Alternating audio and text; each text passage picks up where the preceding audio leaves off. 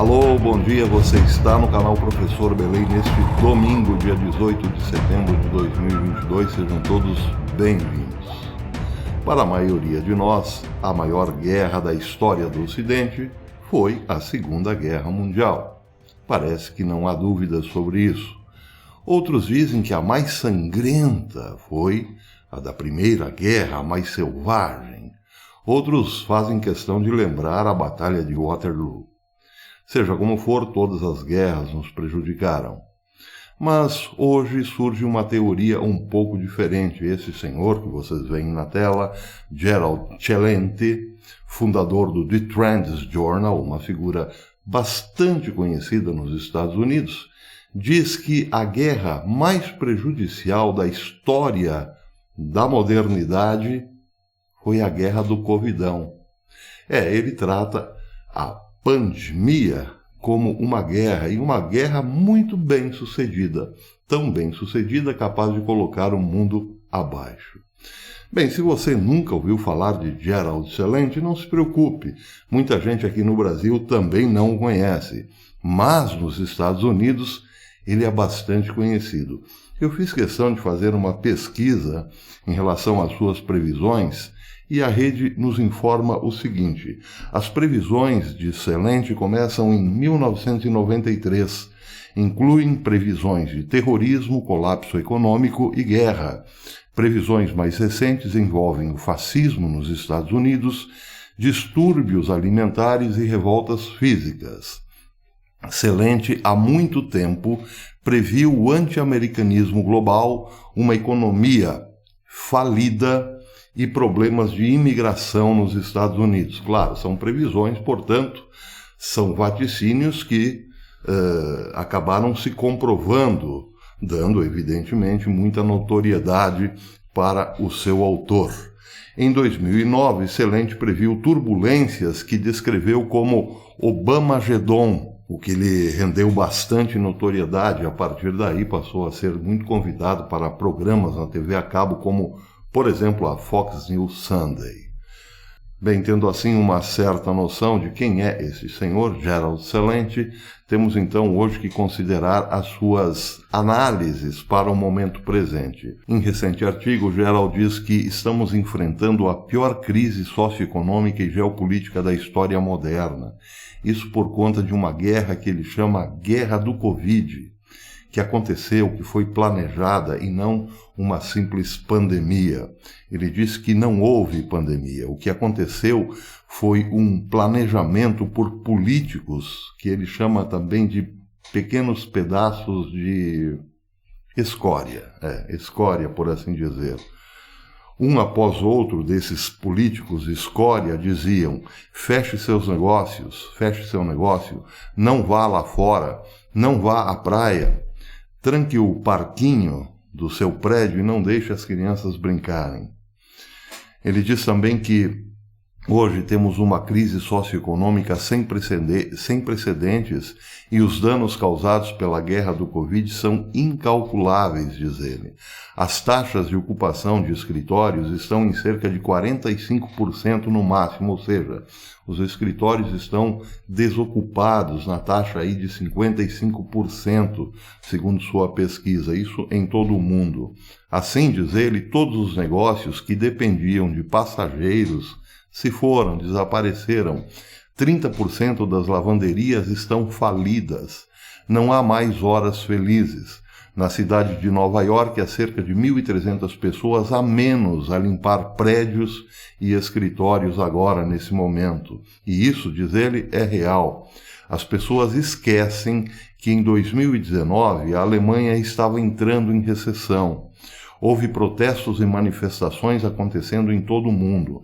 Na Alemanha, antes do Covid, ele lembra, as coisas estavam bastante quentes em termos de política ou insatisfação popular. E aí, misteriosamente, então, surge o Covidão. Ele diz: as pessoas estavam tomando as ruas e protestando contra a falta de padrões básicos de vida, corrupção no governo, crimes e violências. Porém, lembra ele, não era só a Alemanha em 2019 que enfrentava esses problemas.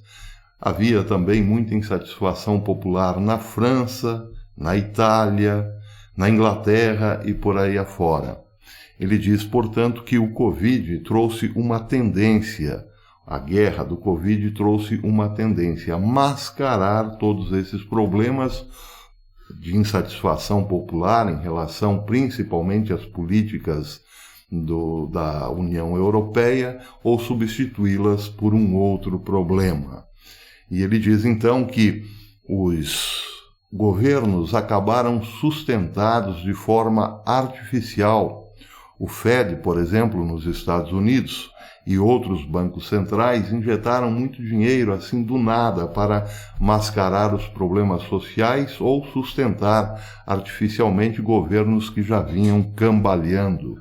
Ele diz, eles estimularam artificialmente a economia, aqui no caso ele se refere ao Fed especificamente. Há quase 8 trilhões injetados na economia dos Estados Unidos pelo governo para sustentá-lo artificialmente. Quando olhamos para a guerra da Ucrânia, as sanções e as coisas estúpidas que eles estão fazendo agora, vemos que não passa de uma criação da pior crise socioeconômica e geopolítica do mundo moderno, ou da história do mundo moderno. Mais para frente, Celente ressalta que, neste momento, fala-se muito em guerra, e ninguém está interessado na paz. Ele está se referindo especialmente aos Estados Unidos, à Europa e à OTAN como um todo. Ele diz que, neste âmbito, ninguém está falando em paz, ninguém ousa em falar em paz. O que está sendo levado a cabo é uma guerra cada vez maior, tocada por pessoas mentalmente doentes. É claro que aqui não é preciso muito esforço para entender a quem ele se refere. Ele se refere especificamente ao presidente norte-americano e todo o seu staff. E termina dizendo então que todas essas pessoas o que querem, na verdade, é apenas e tão somente o controle sobre a população mundial. Esta análise Celente fala também de economia. Ele diz que a tendência número 1 dos investimentos hoje deveria ou deve ser o ouro físico. Mas ele explica, eu não sou de dar conselhos financeiros, mas para mim o ouro é o principal ativo de refúgio. O ouro continua caindo porque as taxas de juros estão subindo e o ouro, claro, não paga juros. É verdade, mas o ouro é um ativo de porto seguro, diz ele, principalmente em tempos de desespero socioeconômico e geopolítico, que é o caso agora, que é o momento em que estamos passando. Ele diz que quando precisamos de um porto seguro, claro, devemos recorrer ao ouro, como os antigos já bem sabiam. O ouro pode cair ainda mais? Sim, pode, diz ele, pode cair um pouco mais. Então, a única razão pela qual o dólar é forte no momento é porque todas as outras moedas estão muito fracas. As vendas estão em queda e quando você coloca inflação sobre isso, sobre os produtos, eles então, realmente, as moedas então se mostram cada vez mais fracas e acentuada a queda. Então, para mim, diz ele, terminando, o ouro é o único ativo, o único porto seguro, e estou falando apenas por mim. Na sexta-feira, termina ele dizendo, comprei um pouco mais de ouro. Corroborando tudo o que disse Celente, hoje uma matéria assinada por Peter Schiff, no Schiff Gold, mostra um quadro realmente assustador em termos econômicos para os Estados Unidos. Peter Schiff diz que o governo federal teve um déficit de 220 bilhões em agosto, o maior déficit mensal desde julho passado.